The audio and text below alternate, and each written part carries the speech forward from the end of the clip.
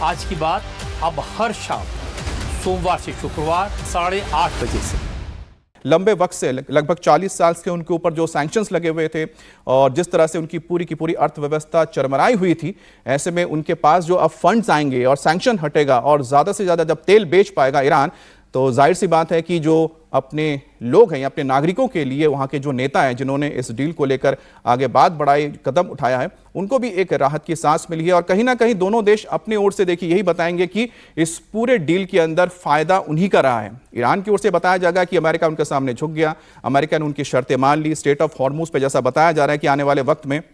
जो निगरानी रखी जाएगी, या फिर कह सकते हैं कि उसमें किस तरह से जहाज़ों की आवाजाही, उसकी सुरक्षा को लेकर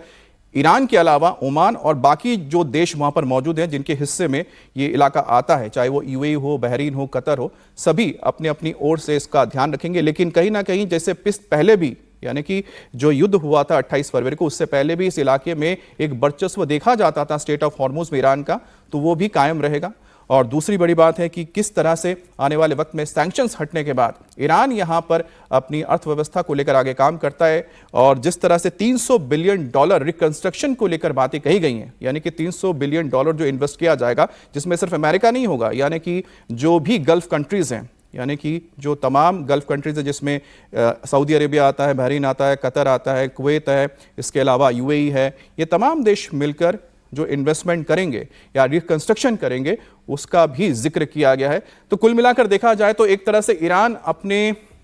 देश को निवेश के लिए खोल रहा है, और ये सीधे अमेरिका का निवेश तो नहीं होगा, लेकिन अमेरिका के जो मित्र देश है उसके जरिए ही उसने अपने बाजार को खोलने की तरफ एक तरफ से कदम उठा लिया है। और हालांकि भारत के लिए बहुत अच्छी खबर यह भी है कि अगर तेल को लेकर सैंक्शन हटता है तो भारत एक बार फिर से ईरान से तेल खरीद सकता है। भारत और ईरान के बीच जो संबंध रहे हैं, खासतौर पर व्यापारिक संबंध, वो बहुत ही अच्छे रहे हैं और लगातार भारत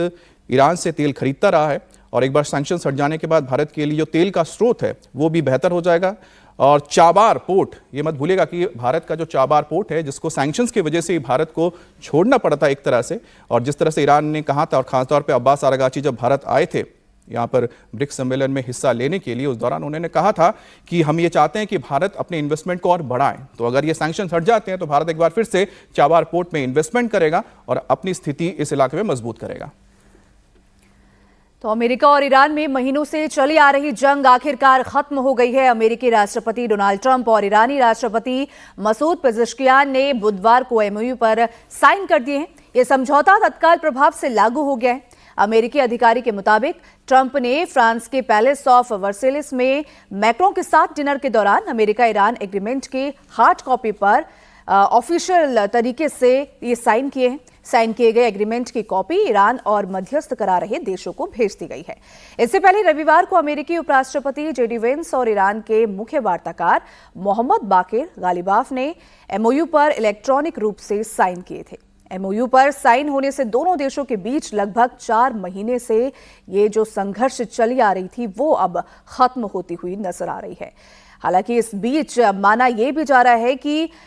ये फाइनल डील जो होगी वो 19 जून को जिनेवा में सिग्नेचर के बाद होगी। वहां पर भी जो है सिग्नेचर करने पड़ेंगे और तब जाकर ये माना जा सकता है कि आधिकारिक तौर पर ईरान अमेरिका के बीच जो पीस डील थी वो पूरी तरीके से अब हो गई है। तो अब देखना ये होगा कि जिनेवा में जो है 19 जून को अमेरिका की तरफ से और ईरान की तरफ से क्या कुछ बयान सामने आता है, और जब ये सिग्नेचर पूरे होंगे तब इसे माना जाएगा कि ये संघर्ष जो है वो अब खत्म हो गया है।